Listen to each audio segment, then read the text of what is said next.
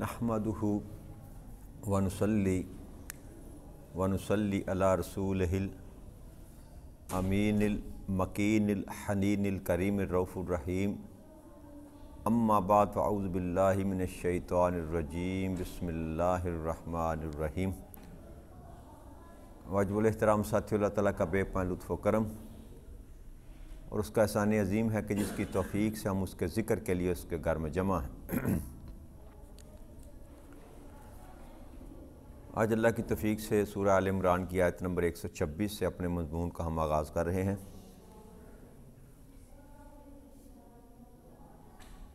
اس آیت کریمہ میں اللہ کریم نے ارشاد فرمایا وَمَا جَعَلَهُ اللَّهُ إِلَّا بُشْرَى لَكُمْ وَلِتَطْمَئِنَّ قُلُوبُكُمْ بِهِ وَمَا النَّصْرُ إِلَّا مِنْ عِنْدِ اللَّهِ الْعَزِيزُ الْحَكِيمُ۔ اور اللہ نے اس مدد کو محض تمہارے لیے خوشخبری بنایا، اس لیے کہ اس سے تمہارے دل مطمئن ہو جائیں، اور مدد تو صرف اللہ ہی کی طرف سے ہوتی ہے جو بڑا غالب اور حکمت والا ہے۔ یہ کل اور پرسوں 2 دن جو ہم نے گفتگو کی تھی غزوہ احد اور غزوہ بدر، اور خاص کر غزوہ بدر کی بات کر رہے تھے، تو اسی مضمون کو آگے بڑھاتے ہوئے اللہ نے یہ بات کی کہ یہ جو فرشتوں کے ساتھ میں نے تم لوگوں کی مدد کی، یہ محض تمہیں خوشخبری دینے کے لیے تھی، تاکہ تمہارے دلوں کو اطمینان ہو جائے کہ اللہ کا لشکر جو ہے وہ ہمارے ساتھ ہماری مدد کے لیے موجود ہے، وگرنہ اللہ کو احتیاج نہیں ہے کسی چیز کا۔ اور پھر یہ سب سے بڑھ کر کہ اللہ کریم کے پیدا کرتے فرشتوں میں سے ایک ایک فرشتہ اتنی قوت رکھتا ہے کہ اللہ کے حکم سے وہ پہاڑوں کو اٹھا کر زمین پر پھینک کر ریزہ رضا کر دے۔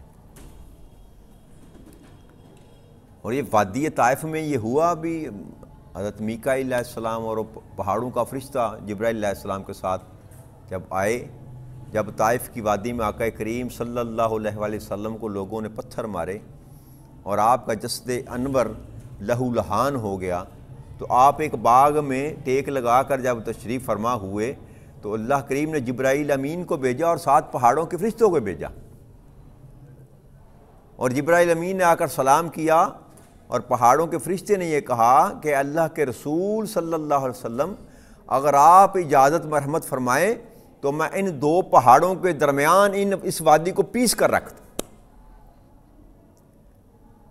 یعنی کہ اکیلا ایک ایک فرشتہ جو ہے وہ اتنی قوت اللہ کی دی ہوئی طاقت رکھتا ہے کہ وہ پوری بستی کو الٹ کر تباہ و برباد کر دے۔ لیکن یہ فوج کا لشکر بھیجنا، 1000 فرشتے، 2-3 ہزار فرشتے یا 5000 فرشتے، یہ تعداد بھیجنا، اس کے پیچھے حکمت یہ تھی کہ تم لوگوں کو اس بات کا اطمینان ہو جائے کہ رب کریم کا لشکر ہمارے ساتھ ہے۔ اپنی آنکھوں سے دیکھ لو تم، جب آقا کریم صلی اللہ علیہ وسلم کی زبان اقدس سے سنا کہ اللہ کی مدد ہمارے ساتھ ہے اور اللہ فرشتوں کی فوج کے ساتھ ہماری مدد کرے گا، تو اس سے ایمان والوں کے دل کو اطمینان ملا، اور یہی اللہ کریم کا منشا تھا، یہی حکمت تھی۔ وگرنہ وہ تو کن کہتا ہے تو ہو جاتا ہے، اس کے لیے کسی سبب کی حاجت نہیں ہوتی۔ لیکن چونکہ یہ زمانہ جس میں ہم رہتے ہیں، یہ مقام، یہ اسباب کی دنیا ہے، یہ ساری اسباب کی دنیا ہے، اس زمین پر بغیر سبب کے کچھ بھی ہوتا نہیں ہے، تو اس لیے اللہ کریم نے اسباب کی دنیا میں اسباب کے ذریعے لوگوں کو بات سمجھائی، وگرنہ وہ کن کہتا تو 1000 کا لشکر کوئی معنی نہیں رکھتا تھا۔ تو دوسرا اسرائیل علیہ السلام ہیں جن کی ڈیوٹی ہے بندے کی جان نکالنے کی، تو اگر صرف ان کو حکم دے دیا جاتا کہ ان سب کی روح قبض کر لو تو کتنا ٹائم لگتا ہے؟ سیکنڈ بھی نہیں لگتا۔ تو یہ اپنی جگہ مسلمہ حقیقت ہے کہ اللہ کریم جو چاہے کر سکتا ہے، یہ اس کی طاقت ہے، ان اللہ علی کل شیء قدیر، لیکن وہ دکھانا چاہتا تھا اور لوگوں کے دلوں کو اطمینان، اصحاب رسول صلی اللہ علیہ وسلم کے دلوں کو اطمینان دینے کے لیے اللہ کریم کہتا ہے میں نے یہ تمہاری اس طرح مدد کی، ورنہ میں ان چیزوں کا محتاج نہیں ہوں۔ اور دوسری بات یہ کہ مدد حقیقت میں ہوتی ہی اللہ کی طرف سے، کہ اب فرشتے جو مدد کرنے آئے تو مدد تو ظاہری طور پر فرشتوں نے کی، ظاہری طور پر مدد تو فرشتوں نے کی، اور آقا نے یہ بھی یہی کہا کہ فرشتوں کی مدد جو ہے اللہ کریم ہم کو بھیج رہا ہے، لیکن اللہ کریم کہتا ہے کہ مدد صرف اللہ ہی کی طرف سے ہوتی ہے، کہ حقیقی مدد کرنے والی ذات اللہ ہی کی ہے۔ اب وہ جس کے ہاتھ سے چاہے تیری مدد فرما دے، یہ اس کی مرضی، یہ اس کی مرضی۔ یہ آیت کریمہ بھی انسان کے عقیدے کو درست کرنے کے لیے کافی اور شافی ہے کہ اللہ تعالی نے دو باتیں کی کہ جو میں نے فرشتے بھیجے تھے تمہاری مدد کے لیے، وہ محض اس لیے تھے کہ تمہارے دل کو اطمینان ہو جائے، جبکہ حقیقی مدد کرنے والا تو میں ہی ہوں۔ جی مدد اللہ نے کی، لیکن کن کے ہاتھوں سے کی؟ فرشتے کو ہاتھوں سے۔ تو اس لیے اس طرح کا گمان کرنا کہ اللہ کے سوا کوئی مدد نہیں کر سکتا، یہ بھی قرآن کی نص کے خلاف بات ہے۔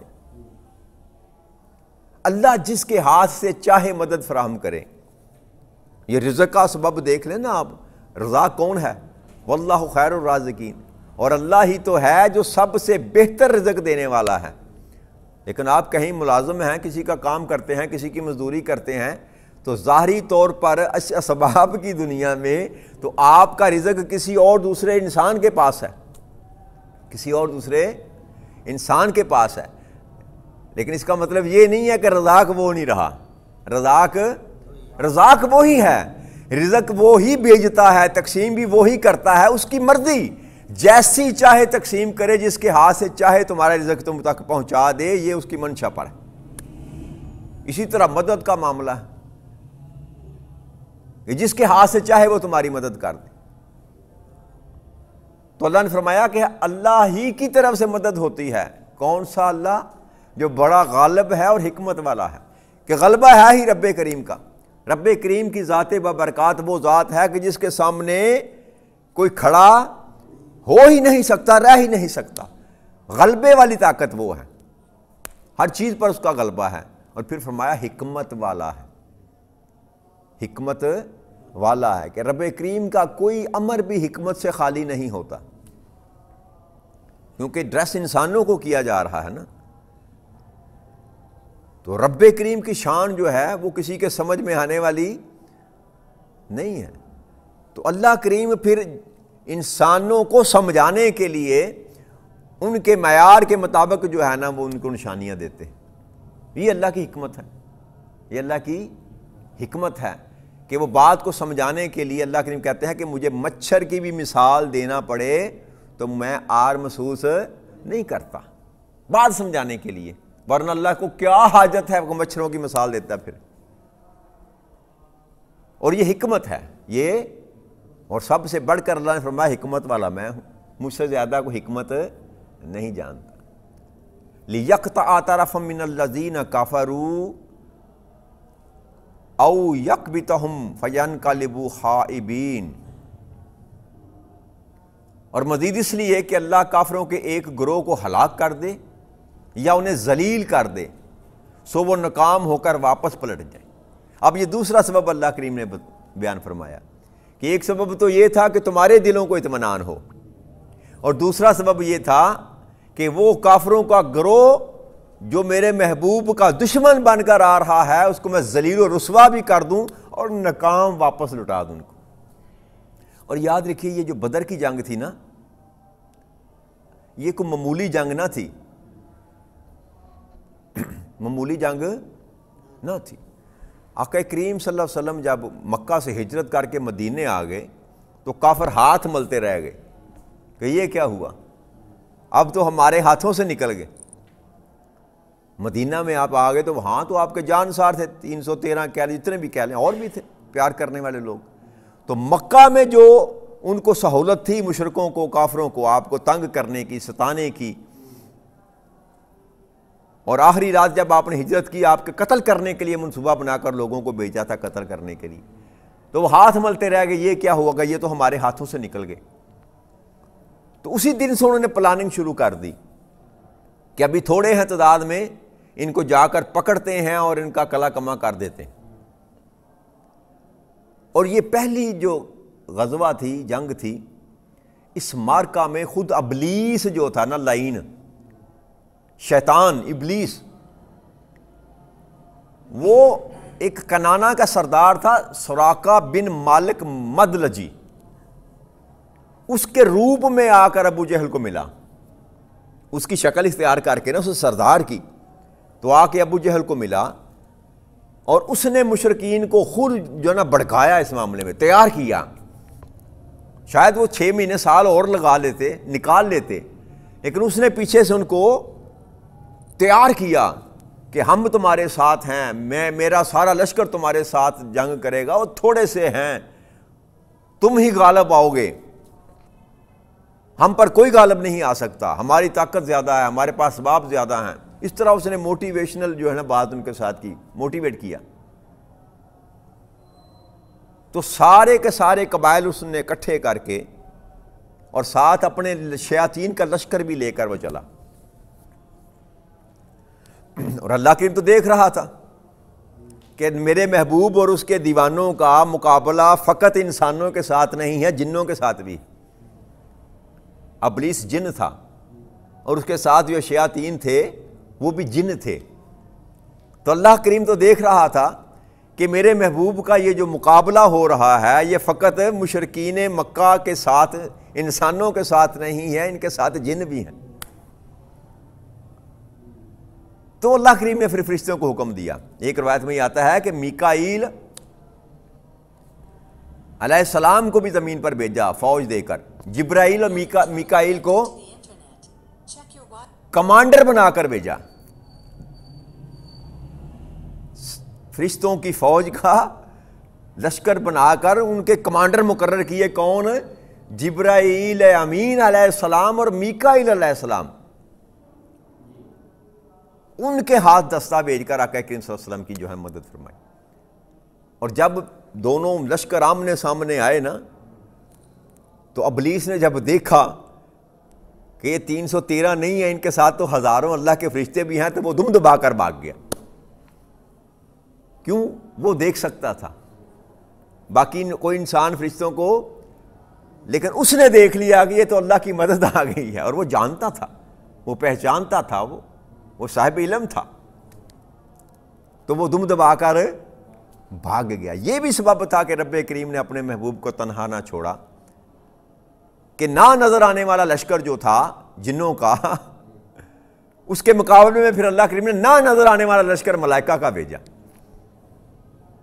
اور پھر یہ ملائکہ کے ہاتھوں سے جو قتل کیے گئے وہ ان سے جدا نظر آتے تھے جو انسانوں کے ہاتھوں سے قتل کیے گئے ہوتے، نشانی لگا دی رب کریم۔ تو یہ سبب تھا، رب کریم فرمایا کہ 2 اسباب تھے، ایک تو تمہارے دلوں کو میں اطمینان دینا چاہتا تھا، اور دوسرا میں اپنے اور اپنے محبوب کے دشمنوں کو ذلیل کرنا چاہتا تھا۔ اس سبب سے رب کریم نے جو اپنے فرشتوں کی فوج بھی بھیجی، اور ساتھ یہ بھی فرمایا کہ تم فوج لے کر جاؤ، باقی کافروں کے دلوں میں جو دہشت ہے وہ خود میں پیدا کر دیتا ہوں اپنے امر سے، اور اس کا سبب بھی پیدا کیا۔ جب وہ دیکھتے تھے تو مسلمانوں کی تعداد دگنا نظر آتی تھی ان کو، اور ان کے دل بیٹھ گئے، وہ کہتے تھے ہم تو تھوڑے سمجھ کر آئے تھے، یہ تو بہت زیادہ ہیں۔ تو یہ اللہ کی نصرت تھی، اللہ کی مدد تھی۔ لیس لک من الامر شیء او یتوب علیہم او یعذبہم فانہم ظالمون۔ اے حبیب مکرم صلی اللہ علیہ وسلم، اب آپ کا اس معاملہ سے کوئی تعلق نہیں چاہیے، تو اللہ انہیں توبہ کی توفیق دے یا انہیں عذاب دے، کیونکہ وہ ظالم ہے، کیونکہ وہ ظالم ہے۔ آقا کریم صلی اللہ علیہ وسلم کی اس غزوہ میں آپ کے دندان مبارک بھی شہید ہوئے، اور آپ کے سر پر بھی چوٹ لگی، سر میں مبارک پر۔ سر انور پر بھی، اور آپ کے رخسار مبارک بھی جو ہے زخمی ہوئے، اور آپ کے جسم مبارک پر خون بہنا شروع ہوا۔ تو آپ نے یہ فرمایا کہ یہ قوم کیسے کامیاب ہو سکتی ہے جو اپنے نبی کو زخمی کر دے، اپنے نبی کو زخمی کر دے۔ تو اللہ کریم نے یہ آیت کریمہ نازل فرمائی، کیا میرے محبوب اب آپ کا اس معاملے سے کوئی تعلق نہیں، اللہ نے توبہ کی توفیق دے یا انہیں عذاب دے، کیونکہ وہ ظالم ہیں، وہ ظالم ہیں۔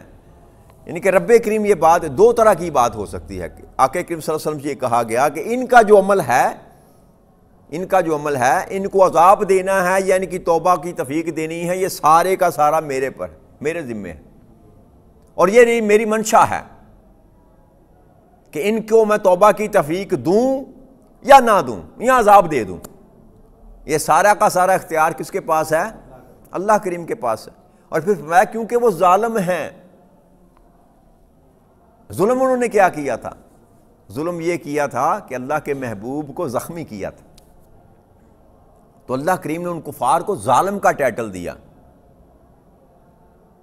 اور اللہ گناہ گاروں کو معاف کرتا ہے، ظالم کو معاف نہیں کرتا۔